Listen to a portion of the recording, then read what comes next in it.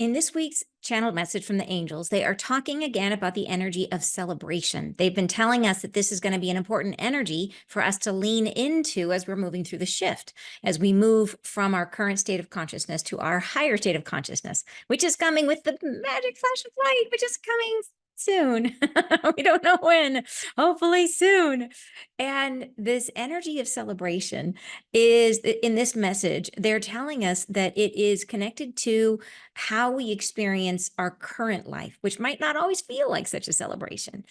So it's a beautiful message, and I know you guys are going to love it. So welcome back to my channel, you guys. I am thrilled that you are here. Thank you so much for joining me. You'll see I am in a new place. I'm actually in Sedona for the Transcendence Conference. I'll be speaking there tomorrow. And for those of you who are new, welcome. My name is Ann Tucker. I'm a trance channel. I channel from the angelic realm. I do that by going into a deep state of trance. And from that state, I raise my awareness up as high as I can go, a little higher. I connect, and then messages, information, and healing from the angels come through, and I share it here with you guys on YouTube. And they have been talking to us a lot recently about really breaking down the process of our shift in consciousness, and telling us about the events leading up to it and the things that are kind of the breadcrumbs, right? The things that are happening to get us to that point, but then also giving us as really a deep dive into this is what you're going to feel. This is what it's going to be like. This is what your body's going to do. This is what your emotions are going to do. All of it has been, I think, like almost a play-by-play of what we can expect. And today's message, so in one of our previous messages, like I said, they were talking about how there is this sense of this need to feel the celebration of the shift and leaning into those energies. But they acknowledge that our lives don't always feel like a big celebration. Like sometimes being human can be pretty tough. And so here they're giving us their perspective on that. And with, like, angels are funny. Like they're not super serious, reverent beings all the time. They're very literal, but they're also really funny. And they're explaining to us that, yes, our lives are meant to be celebrated, that even the worst stuff, even the stuff we would rather not remember or feel or think about, that even those are events that are meant to be celebrated, because they say we are never lost. We're never lost from ourselves. So it's a very cool message. I think you guys are going to really enjoy it. So I also wanted to let you guys know, I have something special coming up on Sunday. I'm going to do, if you'd like to join me at 8 a.m. here live on YouTube, I am going to do a live Q&A about business energetics, which is a business program that I designed specifically for those of you who are the entrepreneurs of the world, who are out there trying your best to share your spiritual gifts. And this may be in any context in which you are offering a service to others through your work and doing it as an individual business person. And the reason why this is such a passion project for me is because those of you who've worked with me, who've looked into any of the work that I do, you know that I am all about, like, there are not enough healers and channels, and spiritual leaders in the world, that there's going to be a great need after the shift. And it's one thing to develop your gifts, and that's super important, and to develop and to go through your own awakening process, to heal yourself, to be ready on a personal level. But then once you're ready, how do they find you, right? And how do you charge? How do you do this in such a way that you're able to do it full time, that you're not trying to do this work part-time and then support yourself with a plumbing job during the day, So that's what this course is about. And I'm going to be talking about it on Sunday. If you'd like to join me, like I said, here live on YouTube, 8 a.m. Pacific, I'd love to have you come, and I'll just walk you through it and explain it to you, what it's all about. And it all comes from first person experience. You guys know I have for the last more than a decade now been a full-time professional healer, and in many different contexts. I used to work one-on-one during individual sessions. Now I work with large groups, but I have learned an enormous amount in that process, an enormous amount about what you don't need to worry about, what you don't need to learn. And that's really the value of it, is saving you the time of doing a lot of things you don't need to do in order to do this as your work. So if this is calling to you, and part of the reason I think this is broadly appropriate is because I feel like as our world changes, that it's this sort of the energy of Aquarius, that we're moving away from centralization into decentralization. I think there will be increasingly an energy on entrepreneurship, on individuals doing something that they love, finding work that fulfills them. And so that's what this course is all about. So come and join me. We'll just talk about it, answer questions, and I hope to see you there. In the meantime, here is the message. Beginning in 5, 4, 3, 2, 1. Beings of light, we will share this opportunity for conjecture, for surmising, for assuming what will come, where you are, how things will change. We will take this moment between ourselves for the imaginings of tomorrow. We have spoken to the wholeness of you, to the whole encounter of your reality. We have indoctrinated within our own empowerment an understanding of where you will go. And we shepherd and we cajole and we amuse ourselves with your own becoming, with the efforts that you share with one another, with the kindnesses that you bestow, with the efforts to betray your own will. And we are there to assist in compassion always, but with levity, with the understanding that there is no tomorrow within which you do not shine. There is no tomorrow within which you are not found to yourselves. Therefore, be not in the surmising that you are lost, for you cannot but encounter your own hearts. The foreshadowing before now has entombed yourselves into a questioning stance of where is meaning and where shall I set myself down into forevermore? Where shall I entomb my own longings and grief? There has been a forsaking of your light and your laughter. There has been an emboldening of the resources of your own conjecture, which leans toward solitude, the solitary, to the aloneness of separation. And we would draw you into the fold of understanding yourselves in harmonious celebration with one another and what is to come, to see yourselves not as leaning into the triumphs against the sorrow, but as one who has always been held in joyful celebration, as one who has known from the beginning times that there cannot be a way that is unfamiliar to your soul. There is no sense of losthood within humanity that cannot be healed by your own eternal flame from within. There is the sense of yourselves on a trajectory that cannot be found. Know yourselves to always be held within the truth of who you are. There is no moment, no point, no solitariness that can divorce you from yourselves. You are always within the folding of loving arms. You are always within the knowingness of your own soul. All that has trespassed against you, all that you have beheld, has been brought for your own fruition.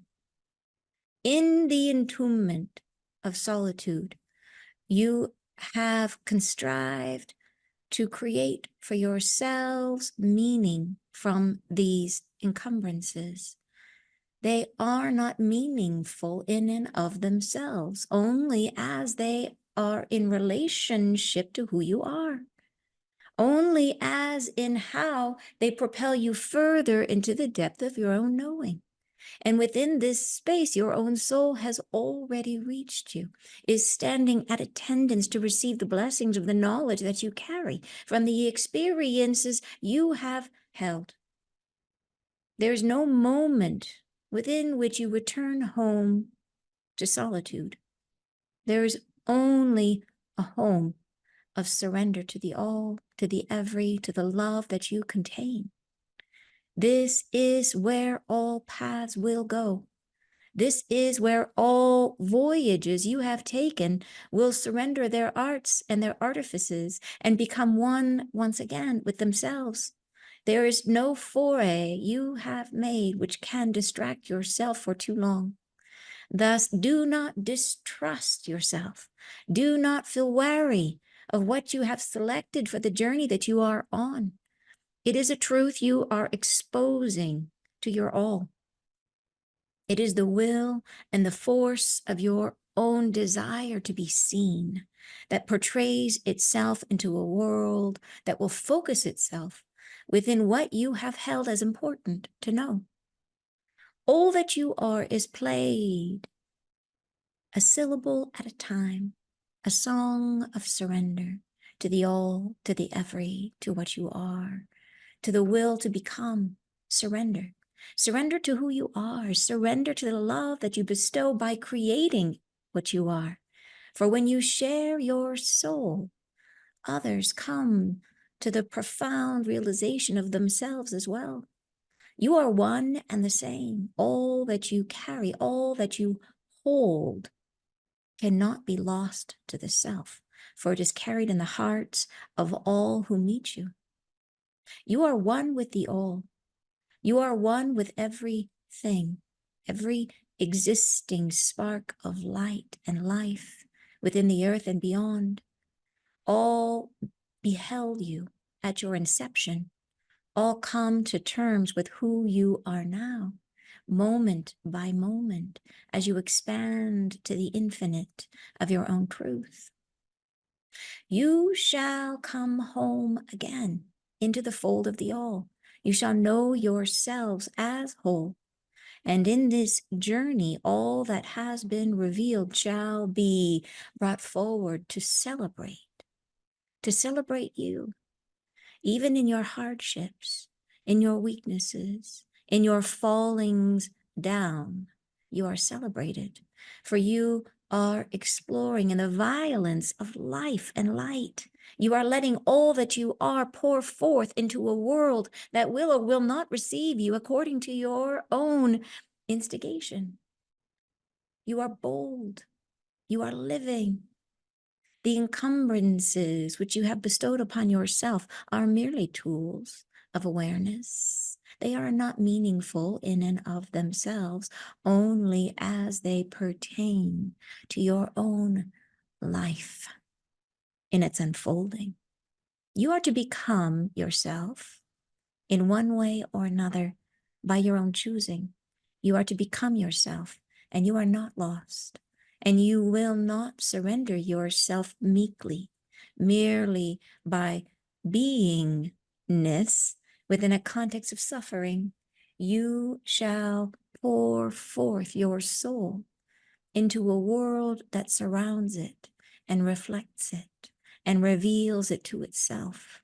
And this is surrender of such courage, of such deep knowing of your own solidity in form. There is the will within yourself to have a pathway, to be drawn into a fruition well planned and executed into perfection. And this would not be interesting. This would not be coveted by the soul who you are. This would reveal nothing. This would not throw you into a context which shows you who you are. This would merely execute a something which does not relate to your own journey. It would be and become into a void of understanding where nothingness can be revealed.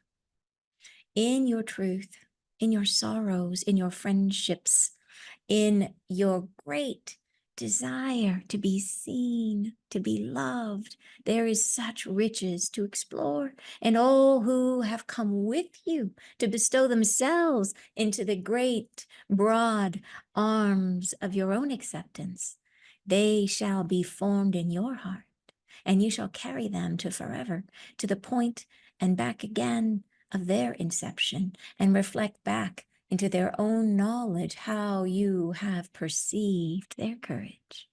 And you shall form within one another a harmony of resolution to be brought forward again on new terms, new bountiful expressions of divine love. You shall transform your world endlessly and you are endless. And the opportunities for your own surrender multiply with each instigation of laughter, of light, of joyful embrace of this world.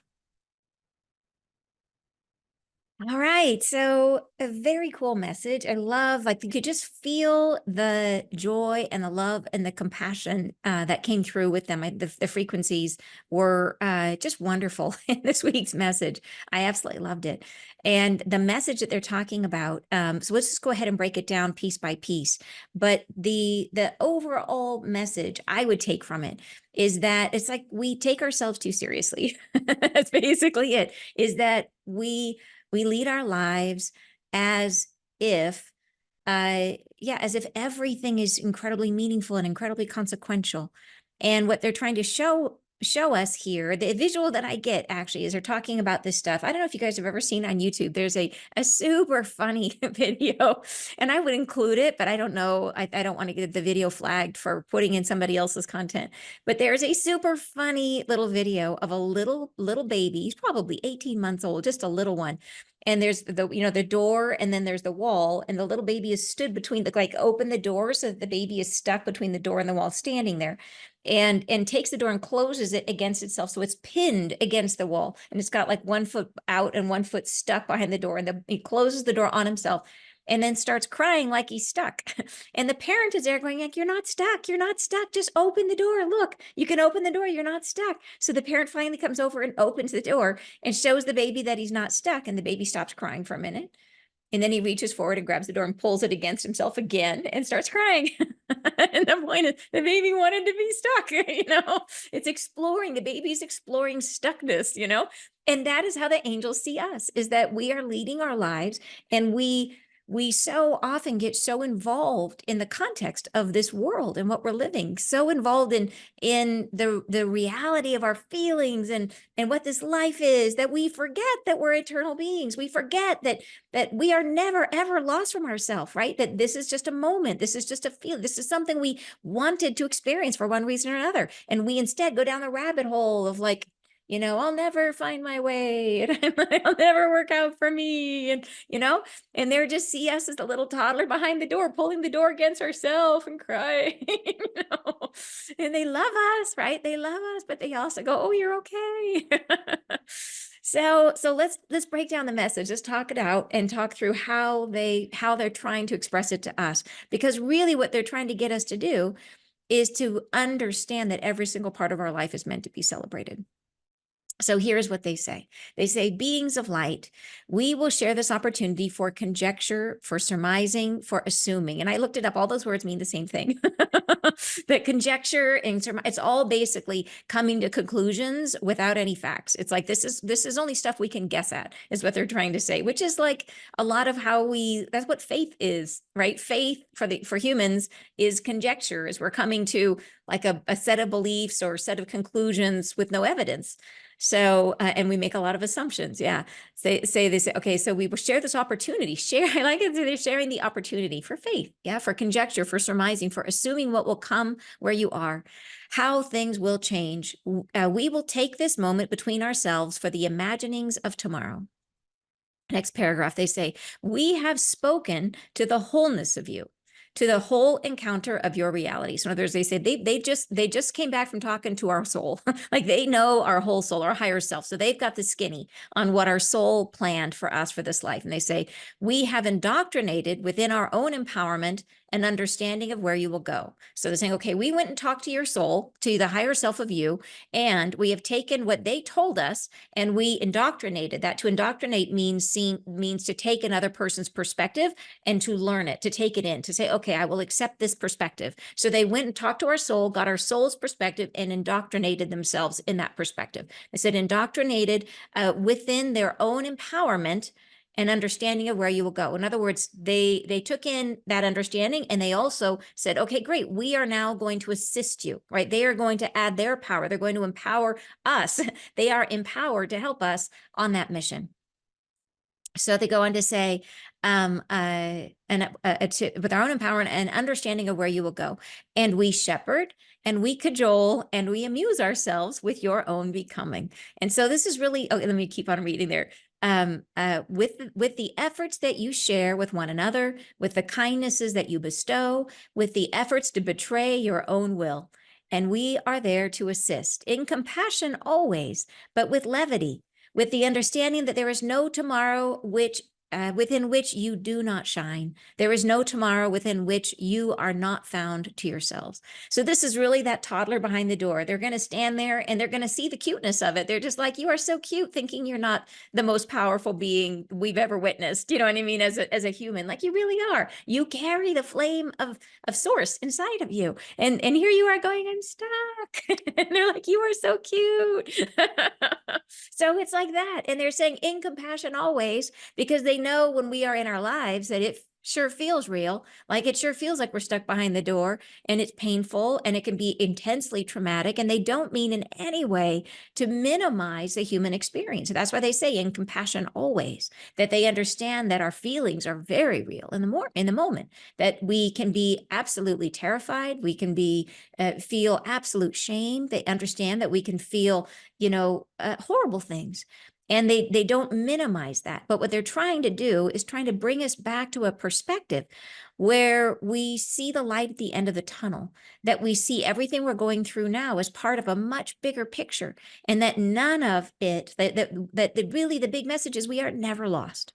Right. And we forget that and we get stuck. We sink into our problems and we think our problems rule us. And they're saying they never do. They never do. Like you are always more powerful than your problems. You always have the ability to change. You always have the ability to, even the circumstances where you feel absolutely trapped, everything is moved from the inside out and you have the ability, the opportunity to make changes in your life. So they're saying, that's why I just think it's so sweet the way they talk to us about it. And they're saying here, right, we shepherd, we cajole, they're always trying to keep us on path. Like, here you go this way, now go this way. Like, this is what you had in mind, don't go chase that, whatever, waterfall, come back this way to the rivers and the streams that you're, anyways, I digress, but stay on the path that you set for yourself, that your higher self. So they are tuned in with our higher self and they are helping us to stay aligned with what we wanted to accomplish in this life, what we wanted to experience in this life.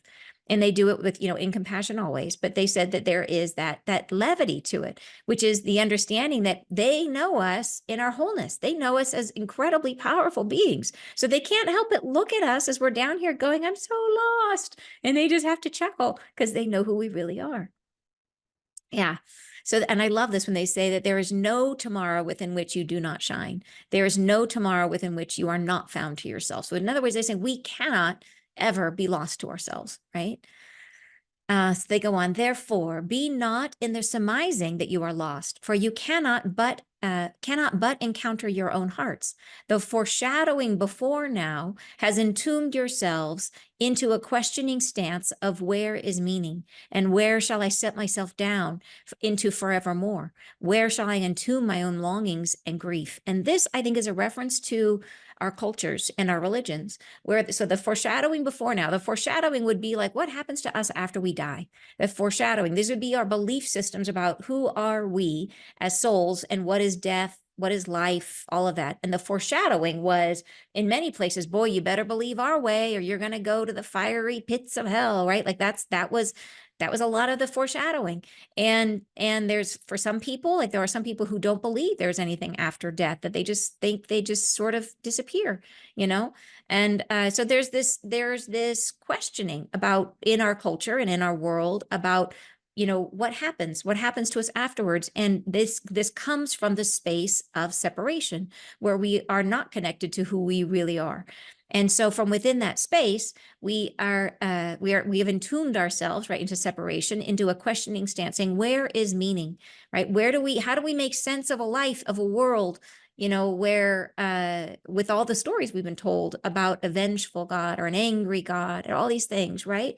And then they say, where shall I set myself down into tomorrow or into forevermore? So like that's death, setting myself down into forevermore. That's eternity, right? Where shall I entomb my own longings and grief? So in other words, do we die? Do we carry all of our wounds with us into our death? What happens to us? And these are the questions, that sort of existential woe that we deal with as humans, because we don't see, right? And I mean, more and more, it's becoming more and more apparent. There's so many amazing near-death experiences out there where people talk about what it's like when they cross over. Like more and more, it's like the curtain being pulled back little bit by little bit. But at a personal level, at an individual level, maybe your feeling or your sense about it is much more obscure. And there might be a lot of that, like, what about, like, I sure have these feelings like, will I be as lonely when I die as I am now? Where does that loneliness go? Where does that grief go? And so they're saying that's what we've been holding in our hearts. So they go on to say, there has been a forsaking of your light and your laughter. So we have gotten so embroiled in taking our life at face value, of really getting lost in our life, of forgetting who we are in our life, recognizing that we are these incredibly powerful people who can change our world from the inside out, that we are literally creating it from the inside out. We forget that. And because we forget it, we get sucked into the real emotions and feelings that we're having. We start to believe that that is what is true. And so we forsake our light and our laughter. We become ultra serious about our lives, right? And then they say, there has been an emboldening of the resources of your own conjecture, which leaned toward solitude, the solitary, to the aloneness of separation. So this is the resources of your own conjecture is like, is sort of that idea of coming into conclusions, getting ideas about things. And it leaned towards solitude and the solitary, being separated. And they say, we would draw you into the fold of understanding yourselves in harmonious celebration with one another and what is to come. So we really, that idea that we got lost in our lives, took our lives as at face value, as if they were all that is, that this was all that like the feelings and the emotions, we get so lost in them, we forget that how powerful we actually are. We are the toddler pinned behind the door, thinking that the door is keeping us in place, when in fact, at any moment, we have the ability and the power and everything to just open that door and accept. It's really about accepting the fact that we are free, right? And so, and they would draw us away from that into the fold of understanding ourselves as harmonious celebration with one another and what is to come, that we are and can be in a place of harmony, of unity with each other and with our world. All right, so then they go on to say, to see yourselves not as leaning into the triumphs against sorrow, but as one who has always been held in joyful celebration. So, and this is a state of mind that we can have, the triumph against the sorrow. It's this idea of saying life's a bitch and then you die, right? that's the bumper sticker that, oh, life is hard, but I'm going to grind my way through it and I'm going to rise to see another day, despite the fact that it is so tough. And it is. I'm not saying it's not. Like, it is. I get it. I totally get it is. But they want us to come to this higher spiritual perspective to say, you are always empowered, and not to let it get the better of us. And that's, I think, in many cases, what we do is we let it get the better of us. We let ourselves believe that our sorrows and our the things that cause us pain are bigger than we are, and they never are. Yeah. So they don't want us to take, and it's easy to take the identity of like the stiff upper lip, like that, I think, is like an entire cultural identity for those of you in the UK, that stiff upper lip, right? Of like, I can suffer in silence. I can take one for the, on the chin. I can, whatever, take one for the team. It's that idea of the triumph against the sorrow. There's a sense of nobility in accepting that things are hard and showing up anyways, right? And that when we start to get identity wrapped around something, it becomes very hard to release it, because it becomes part of something we've decided to take something negative in our world, something that we should rather release, and we've turned it into identity. We've turned it into our resistance to that terrible thing becomes a character quality that we try to preserve, right? Sort of like, I can rise against all the obstacles. I have endurance. Well, what if life didn't have obstacles? Wouldn't that be better? Wouldn't that be a better thing? Rather than defining ourselves as like, I have perseverance. How about saying, I live in a world without friction? Like, it's so much nicer. But when it gets tied into identity, it gets harder and harder for us to, because we can't let go of the wound without like letting go of the positive quality we assigned to it.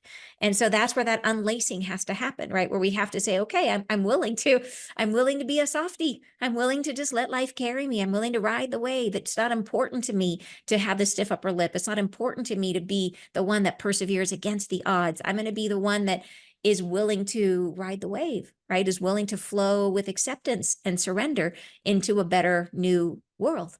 Yeah, which is it's a whole new definition of our reality. This concept, right? This concept of flowing and surrender, and how that is how we move forward. It is a brand new energy that's coming through us. So, right. So see yourself not as leaning into the triumphs against the sorrow, but as one who has always been held in joyful celebration, as one who has known from the beginning times that there cannot be a way that is unfamiliar to your soul.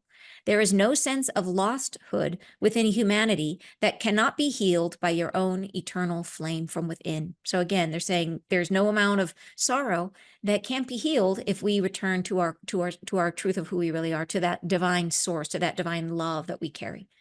Yeah. And we hear that all the time, the truth of who we really are. And it's a vague thing. Like, what is that? What does that mean exactly? And it is really the acceptance of all that we are. It is incorporating, not resisting any part of ourself. That's how we return to the truth of who we are, is by going through the process of recognizing every part of ourself that we would rather not see, every experience we've ever had that we would rather not remember, and getting to a place where we can bring them all back and let them move through us, rather than holding them and fighting them all the time, which keeps it in your field, by the way. When you're fighting something, it's in your field.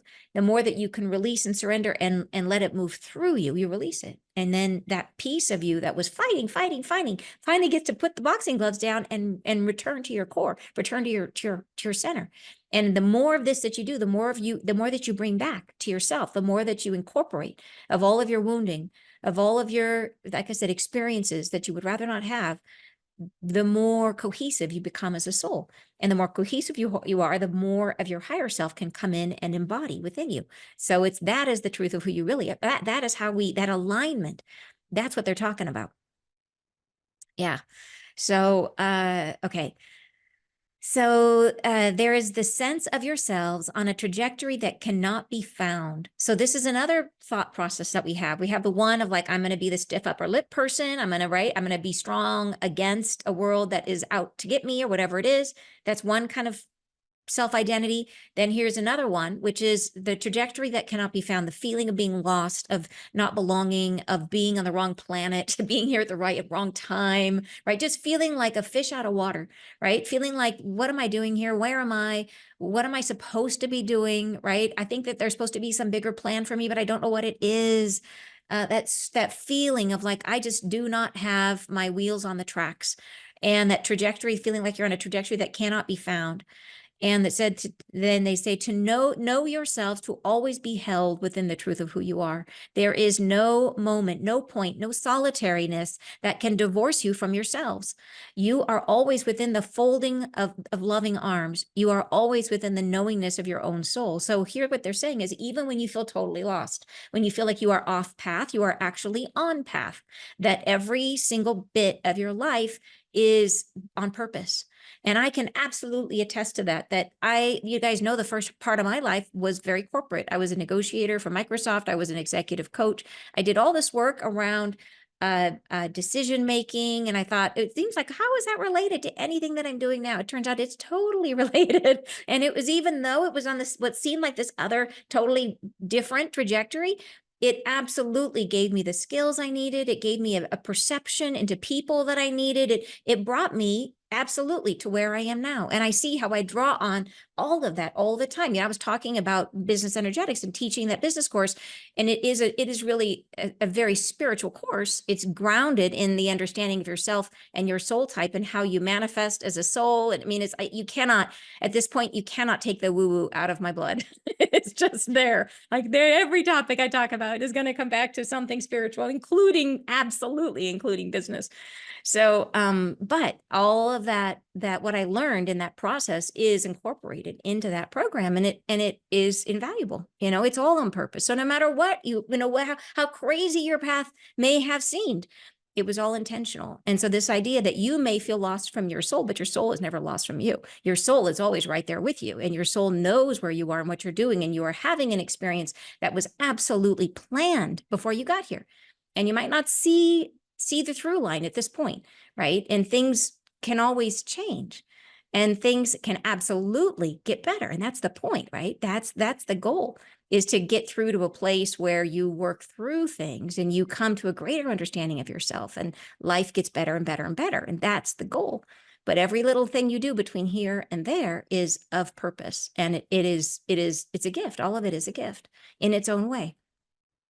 So yes, the idea of being lost, or saying, nope, you can never, ever be lost, because you're never lost from your soul, no matter how lost you may feel. Yeah. And they go on to say, all that has trespassed against you, all that you have beheld and have been, all that you have beheld has been brought for your own fruition. In the entombment of solitude, you have contrived to create for yourselves meaning from these encumbrances. They are not meaningful in and of themselves, only as they are in relationship to who you are, only as in how they propel you further into the depth of your own knowing. So this is a deep paragraph here. This one is, and I think really, really helpful, is when we have terrible experiences, which we all do, that's life, that's what it is, right? And we have experiences we did not like. And those experiences, when we have them, we tend to see them in isolation, and we tend to see, well, why did this happen to me? Like, why did this horrible person come into my life? Or why did I make that horrible mistake? Or why, and we look at the circumstance and we try to pick it apart from every direction. Well, if I had said this differently, if I had made a different choice that day, if I hadn't gotten on that airplane, if I hadn't started that relationship, or if I had just, whatever. And we look at the instant, and we try to pick it apart. And they said, we try to find meaning in that one experience. And they said that one experience is not meaningful in and of itself, that it is not. That is not the point. The thing that happened is not the thing that matters. What matters is how that particular event relates to who you are as a soul. Like, what did it draw forward inside of you for you to see and to experience and to understand? And most of the time, that energy that it drew forward, that emotion, whatever it is, was something that you came in with. It was something you brought into this life on purpose in order to experience. So you cannot look at the moment, the thing, in isolation. You have to see it in the context of your journey. You have to see it in the context of things that like you got to think of your life as just a small chapter in a huge book of all the lives you've ever had, of your whole journey as a soul. And so we tend to be in the chapter and get really sucked into like this little sentence that happened, when they're saying, no, you can't. It's literally like taking a word, a single isolated word, and saying the word is meaningful. I better look up and understand the meaning of this word. But the word carries a whole lot more meaning when you see it in a sentence, right? When you see it in a paragraph. And then all of a sudden the word has context and it has true meaning. And then you put it inside of a whole chapter, inside of a whole book, right? And that's what they're talking about. Whereas we tend to focus on the word, and we're just like, I have this one word and I'm just fixated on this word. And they're saying, no, we got to take a step back, spiritual perspective, and recognize, don't put so much weight on that one event. Don't let that event define you. Even if it was something horrible, don't let it define you. Recognize that it was there because it's tied to many other things about you as a soul. And it was showing you something much richer and much deeper than is apparent on the surface. So All right. So so they are only meaningful as they are in relationship to who you are, only as in how they propel you further into the depth of your own knowing. So next paragraph, they say, and within this space, within the depth of your own knowing, they're saying your own soul has already reached you. So in other words, if you were to go to the very depth of your soul, into the very, like the woundedest part, the part that you would rather not see, the part that you would rather not experience, if you were to walk right into that, say that there's a secret room in the center of your heart where you keep all of your deepest, darkest, most horrible, awful things that you would never want to think about again. And you've locked them all up in this little room. And they say, if you were to ever return to that space, your soul is already there, that your soul knows all of it and is seeing all of it and recognizes all of it as in the broader context of who you are, and understands why it happened and understands what you're meant to get from it, right? How it's meant to help you grow. And so they're saying, where is it? Within that space, so that secret room in the middle of your heart, your own soul has already reached you, is standing at attendance to receive the blessings of this knowledge that you carry from the experiences you have held. Next paragraph.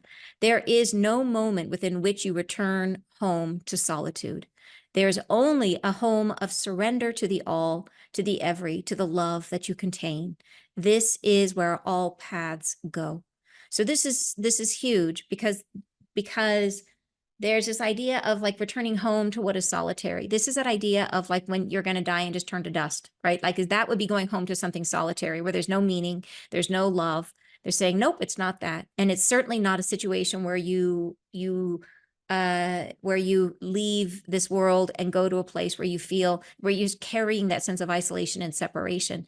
They're saying that all paths, right? That all paths lead to, and they call it surrender. And surrender is, you will hear them say that word over and over and over and over again, because it is the most powerful thing we can do, is to surrender our desire to control our experience and to recognize we are meant to exist in flow, that it doesn't have to be all on your shoulders. It doesn't have to be all on you to try to fix like all the things that are wrong in the world or in your life, that you are meant to essentially point steer your ship in the direction you want to go, and then let the wave carry you, and let all of your angels, all of your guides lift you up and bring you forward. That can only happen when we surrender, like when we are in a state of protection, when we're in a state of separation, where we feel like we have to be on guard and we have to protect ourselves.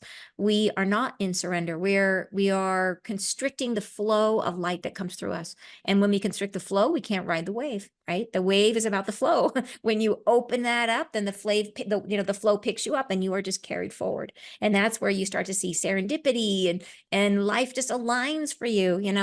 So think about this. If you may find, as you are practicing your own sort of manifesting in your life, that there are some things that are easy for you to manifest and other things you're just like, can't do it. And that is because the things that are easy for you, you have no resistance against. Like so many people are great at manifesting parking spots. And that's because very few people have a deep belief that they don't deserve a good parking spot. Most people accept that they can get a good parking spot. And so they have no resistance to it. So the flow opens and here they go. But then they say, okay, well, I want to get that promotion, or I want to get that relationship, or I want to get whatever it is, right? And closing it down, right? All the things, all our wounds, all our fears, all of our beliefs that we're not worthy, all of that closes it down and prevents us from flowing. So so it's surrender. It's literally surrendering all of that. And it's the opposite of protection. Protection is the opposite of surrender. And so it feels very counterintuitive, this concept of surrender. It feels like the last thing you want to do when you feel vulnerable is to surrender. But that is the ticket. That is what we're meant to do. And I know it's not easy because I've struggled with it myself. As you guys know, I've talked about my journey at length. And yeah, there have been moments when I knew I had to heal something and I did not want to, because I knew I had to surrender. And it felt like my little protective wall was happy. I liked my protection. I liked staying behind my wall. It felt safe. But I knew deep down that anytime we have protection, that protection is keeping that wound in your field. It's like living in your wound 24/7. And it feels like protection, but it's not. It's not keeping you safe. It's keeping you in the wound. And if you can just set it down, all of a sudden the flow opens. And that's what they're talking about here. Yeah. So surrender. So they said so that there is only only a home of surrender to the all. So this is where we all end up. All of us will get to the place where we are willing to surrender all of our wounds and all of our protections and all of our whatever it is that we do to keep ourselves separated. We will all surrender, right? So we'll surrender it to the all, to a connection, to unity with everyone, to the love that you contain, right? Beautiful. This is where all paths will go. So they are saying nobody fails, is what they're saying here. Not a single person will fail at this. All of us get there, right? That's the point. Yeah. This is where all voyages you have taken will surrender their arts and their artifices and become one once again with themselves. So they surrender their arts and their artifices. That's like the things that we think are important in a life, like the human body, your job, your knowledge, your all the stuff, the artifices, like the things that we think make up a life. Like we surrender all of that because it's not really what matters. What matters is the felt experience. It's the heart, right? It's who you became through the emotional experience of living. Yeah.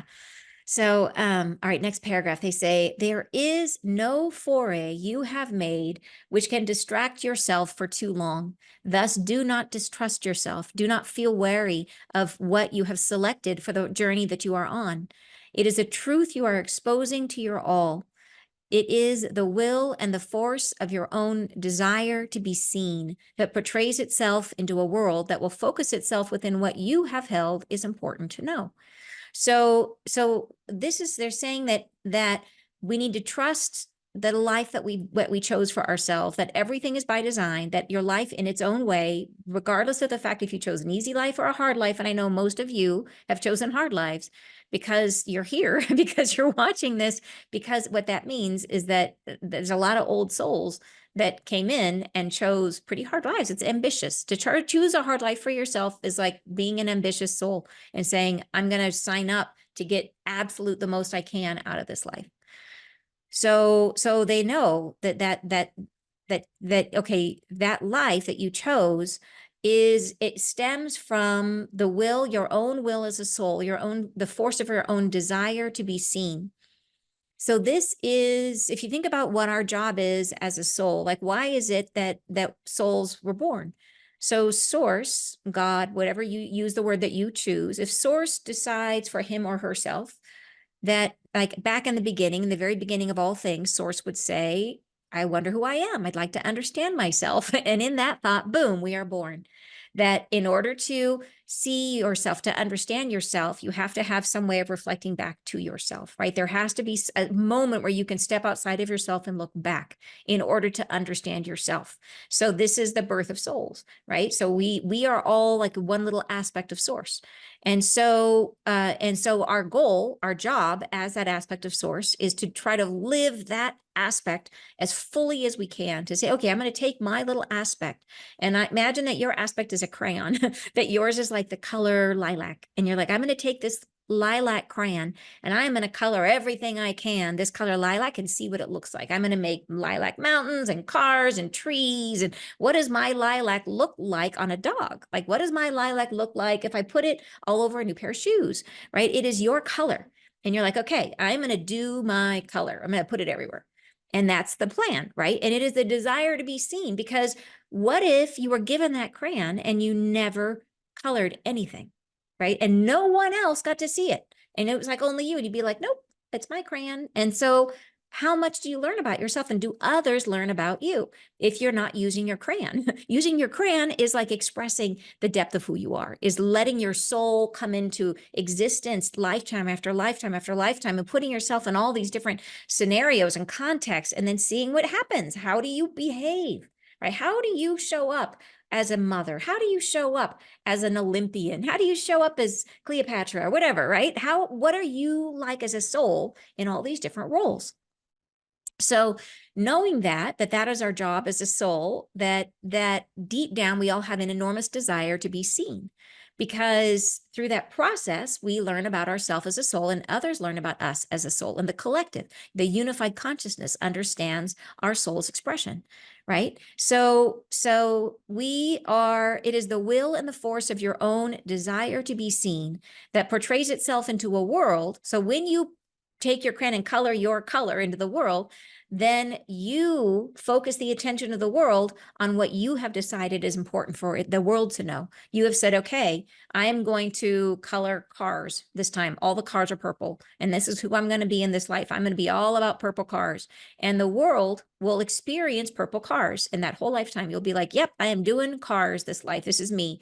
And the whole world will experience you in that way, right? And so um uh this is the understanding that, like, life after life, these are all part of a bigger conversation of you as a soul, right? And then they say there's no one of these that is more important than the other. Every single life is equally important. So again, it kind of pulls us out of this concept of like this life is the only life, and helps us see the broader spiritual perspective of like, yeah, you have lived every reality. You have been on every side of that coin, right? You've been the perpetrator, you have been the victim, you have been the tall one, the short one, the whatever, right? You've been it all. And in each time, the desire to be seen in that role. All right, so next paragraph, they say, all that you are is played, a syllable at a time, a song of surrender to the all, to the every, to what you are, to the will to become, surrender. Surrender to who you are, surrender to the love that you bestow by creating what you are. For when you share your soul, others come to the profound realization of themselves as well. You are one and the same. So this is that idea that you are played a syllable at a time, a song of surrender to the all. So your soul, it's like your soul, each life is maybe one syllable of your soul song. And there, each one is, as you express yourself, you surrender yourself to the world, right? You allow yourself to come forward, to be seen, to be experienced by everyone else, right? And this is allowing yourself to join unity consciousness over and over and over again, surrendering to the all, allowing others to see you, to learn about you, to experience you. It's that vulnerability, right? And so they say surrender to who you are, right? Be willing to be vulnerable. Surrender to the love that you bestow by creating what you are. So this is beautiful. This is that saying that when you express your fullness, when you're willing to open up and be vulnerable, that is a beautiful expression of love, right? Because when you share your soul, others come to the realization of themselves, right? So it's almost like vulnerability begets vulnerability, that when you're willing to open, it opens someone else. So it is, yes. And then in addition, they experience your openness for themselves, right? Because you are one and the same. So as you grow, as you're willing to be vulnerable, as you're willing to open yourself and to surrender, you then teach the collective that it's safe to do that. Yeah. All right. They go on to say, all that you carry, all that you hold cannot be lost to the self, for it is carried in the hearts of all who you meet. You are one with the all. You are one with everything, every existing spark of light and life within the earth and beyond. All beheld you at your inception, all come to terms with who you are now, moment by moment, as you expand to the infinite of your own truth. So cool. I just love how they talk. I love it. I love it. Love it. So they say that you can never be lost to the self because it is carried in the hearts of everyone that you meet. So this is getting back to the idea of unity and expressing yourself. So I guess it makes me think a little bit about, like, if a tree falls in the wood and no one hears it, did it exist, right? It's that idea that we are meant to exist as a collective, that we're meant to experience one another and to know one another and to learn from one another. And so they're saying that all that you hold cannot be lost to the self because it is carried in the hearts of everyone that you meet. Every single person, you have an impact on every person that you meet. And that impact is durable and it becomes part of their story and part of their soul. And so it's saying vice versa, right? You meet somebody and there are souls, like some of them have negative impact, and that can be equally important. Some have an incredibly positive impact, people that you will think about forever as people who were formative to your experience of life or experience of, whatever it was, right? People that, and sometimes it's someone in a small way, they might not even know, right? That they had an important impact on you. It can even sometimes be someone that you've never met, right? But maybe it was somebody who had an idea that was absolutely contagious and that became part of your understanding of life. And so you carry their spark in your heart, right? Always. And they don't even know it, right? Isn't that amazing? So, like, there's one, there's one guy who wrote a book that I know I've referred to it often, and it's this idea. He was the one who his wrote the original book on this idea that everything happens for you rather than everything happens to you. And I know many people. It's the power is called forgiveness. What is the name of the book? And if we were live right now, you guys would be able to help me. My brain is like not here. And so would somebody write it in the comments? It says something forgiveness, and it's like right there on the tip of my, and it'll come back. But anyways, I think he has passed, but his book is still out there and still being read and still helping people. And he doesn't even know it, right? He probably knows it on the other side, but his conscious living self didn't know that it would have a legacy and continue on and make such an impact on people. But that it doesn't have to be something like that where it's like so many people. It could literally be the very smallest thing where you see someone make a beautiful gesture and it forever changes your perspective on something, where you're watching as a bystander and they don't even know you're watching. You see the way, a father is with their baby, and it totally broadens your perspective. Maybe you didn't have such a great father, but you see this wonderful father, and it shifts you, it changes you because it broadens your ability to see, divine masculine, or flip flop, a beautiful, loving mother, and it changes your ability to see divine feminine. So yeah. So anyways, it's the idea that everyone you meet, right? Every single person that you meet or that meets you, that we are carried in each other's hearts, and then we become one with the all. And so you are one with everything, every existing spark of light and life within the earth and beyond, all beheld you at your inception, back at the beginning of you as a soul, all come to terms with who you are now, moment by moment, as you expand to the infinite of your own truth. I love that. In other words, we're just like the universe. We're just growing and growing and growing. They go on to say, you shall come home again into the fold of the all. So there will be a moment when we all return into unity with each other, right? We will return to source, basically. You shall know yourselves as whole. And in this journey, all that has been revealed shall be brought forward to celebrate. So when we reunite with source, everything you've experienced, every moment of every life is celebrated, right? To celebrate you, even in your hardships, in your weaknesses, in your fallings down, you are celebrated. They go on to say, for you are exploring in the violence of life and light.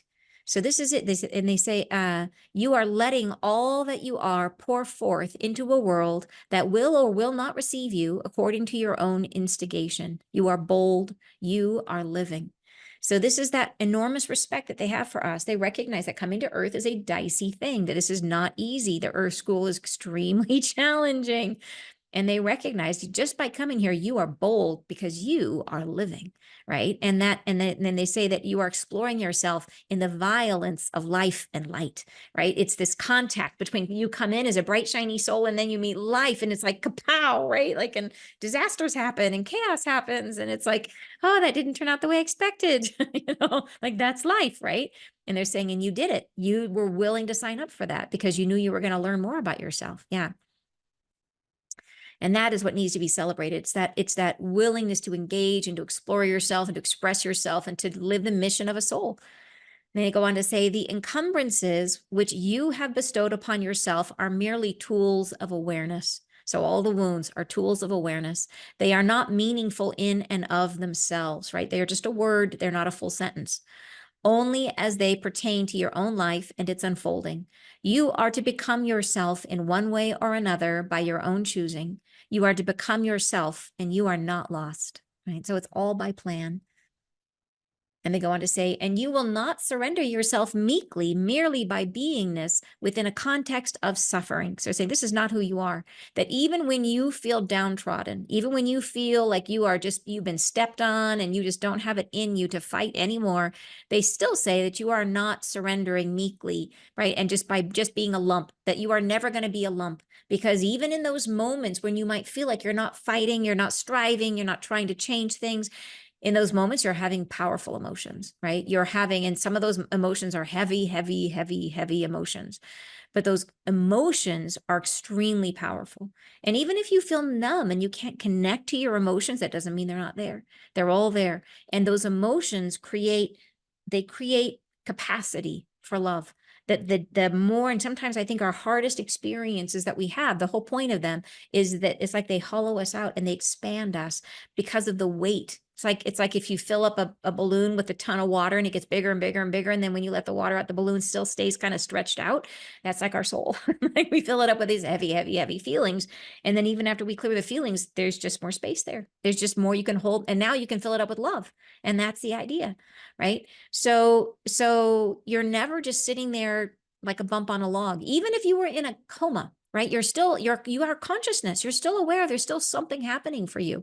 Even if you're literally in a coma, you're off there doing stuff and having experiences. And even like I said, if you were in a thing where you're just completely detached from your experience, there's still emotions, and you're still having that intensity of living.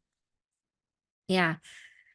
And so, so they say, you shall pour forth your soul into a world that surrounds it and reflects it and reveals it to itself. And this is surrender of such courage, of such deep knowing of your own solidity in form, right? So it takes a ton of courage to come into a physical body, because you know what? We can feel pain. We can be physically wounded, right? We have major limitations. We can't fly. We can't just walk through a wall. Like we have major limits coming into such a physical body, and we do it. And it takes enormous courage to squeeze the hugeness of what you are into this little physical body. Is very, very difficult. Yeah. They go on to say here, there is the will within yourself to have a pathway, to be drawn into a fruition well planned and executed into perfection. So this is like, wouldn't it be great if we could come into life and everything would just work out great? And we'd be like, if I planned my life, why didn't I make it where everything was smooth and easy? That would be so much better. And they say, and this would not be interesting. This would not be coveted by the soul who you are. This would reveal nothing. This would not throw you into a context which shows you who you are, right? So it kind of defeats the purpose of coming to earth. I say this would merely execute a something which does not relate to your own journey. It would be and become into a void of understanding where nothingness can be revealed. So it's like, it's not even worth it. Why would anybody be born into that life? Because it doesn't do any good for you. They go on to say, in your truth, in your sorrows, in your friendships, in your great desire to be seen, to be loved, there are such riches to explore. And all who have come with you to bestow themselves into the great broad arms of your own acceptance, they shall be formed in your heart, and you shall carry them to forever. That's a beautiful, beautiful point here. They say, to the point and back again of their inception, and reflect back into their own knowledge how you have perceived their courage. So this is that they say that everybody that came with you, all of your family members, all of your friends, everyone that you experienced who had an impact on you, that you had an impact on, that as much as they are your witness, and then holding that for you, you are their witness and holding that for them, right? That they shall be formed in your heart. This is part of unity consciousness, that we become through one another. It's a little bit like a mesh network. If you have any technical understanding, like a mesh network, as opposed to like think of this like a cell tower. Like if you have cell service and there's one cell tower, that all the signal from that cell tower is then going to every single person's phone. Well, a mesh network is where there's no cell tower. And what happens instead is that all of us have individual phones, and my phone pings to your phone, which bounces off of your phone to another phone, to another phone, to eventually get to where I want to go, right? And I bounce like a leapfrog, like every phone is like a lily pad, and I can jump, jump, jump, jump. And so it's a mesh. It's like a mesh of all these interconnected beings, right? I move from phones to beings, but I think you're with me. that it is a thing where we all hold the fabric that defines what is the collective consciousness of humanity. And so your piece is as important as every other piece, because together you form this incredible network, right? Of defining what it is to be human. If this is collective consciousness, right? There's no central tower in collective consciousness. It is a mesh network where all of us are nodes in the network. And that's why your growth as a soul is so impactful, because you then come into that collective and your growth is infectious, and you can change the network. You have just as much power as every other soul to do that. You could change a bunch of other people just by growing yourself. Yeah. So then they go on, last paragraph, they say, and you shall form within one another a harmony of resolution to be brought forward again on new terms, a new bountiful expression of divine love. So this is amazing, because I think this is like referring to the fact that we are heading into a new state of consciousness, right? That you shall form within one another a harmony of resolution to be brought forward again on new terms, right? In a new state of consciousness.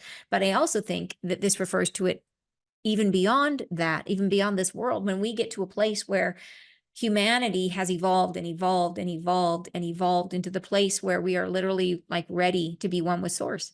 And when that happens, they say, okay, great. Then you will be ready to be brought forward again on new terms, that we will never be done. We'll never get to a place where like, meh, I'm done with me. Like, I know myself enough. I'm done. They're like, no, there's always new places we can go. There's always new things we can explore. And so they say, yeah, that there will become a time when and they're coming up now with this shift in consciousness, where we will come again on new terms, right? But then there will also come, like, who knows how many millennia or whatever it will be before we evolve to the point where we're ready to be birthed, almost like a new source. Yeah, kind of crazy to think about. They say, and you shall form within one another a harmony of resolution to be brought forward again on new terms, new bountiful expressions of divine love. You shall transform your world endlessly, and you are endless. And the opportunities for your own surrender multiply with each instigation of laughter, of light, of joyful embrace of this world. So this is why they're talking to us about this whole concept of celebration and celebrating our lives and celebrating who we are and celebrating this shift. Right? Is they're saying that our opportunities for surrender, which is to surrender means get on the wave. It means get onto the new state of consciousness. It means leaves karma behind. Surrendering is opening to a dharmic experience of living, right? Opportunities for your own surrender multiply with each instigation of laughter, light, and joyful embrace of the world. So this is get into celebration, get into the sense that my life is like not taking it so seriously, not putting too much meaning on the difficult things of our life, understanding that they are held in a context, that we're just looking at the word, not the whole sentence. And we have to take a step back and realize that we are the toddler stuck behind the door, and we think that the door is trapping us there, but we are always more powerful than the door, and all we got to do is move it, right? And that's the idea. So to focus on this broadening of our perspective. So I think a beautiful message, a really helpful message to help us see ourselves the way they see us, and to understand that it's just not to take our journey, to understand the importance of our journey, but to not let it get the better of us, to understand that it never controls us, that we are always the one that is creating our journey. So all right, you guys, thank you so much for sharing this message with me. I really appreciate you. And don't forget, if you want to join me this Sunday, it's going to be the 22nd of September at 8 a.m. Pacific. I'll be live here on this channel, sharing information. If you have ever thought about having your own business, specifically as a service business, and if it's a spiritual business or service in another way, because you will bring your spiritual gifts into it, and you would like help understanding how to make that profitable, how to make that in a way that you can earn and do that work, earn enough to do that work full time. Come and we'll talk about it on Sunday. All right, you guys. And like I said, it's going to be here on YouTube. So just come to the channel and I will be live. Have a great rest of your weekend. And I'll see you next Friday live. Bye, you guys.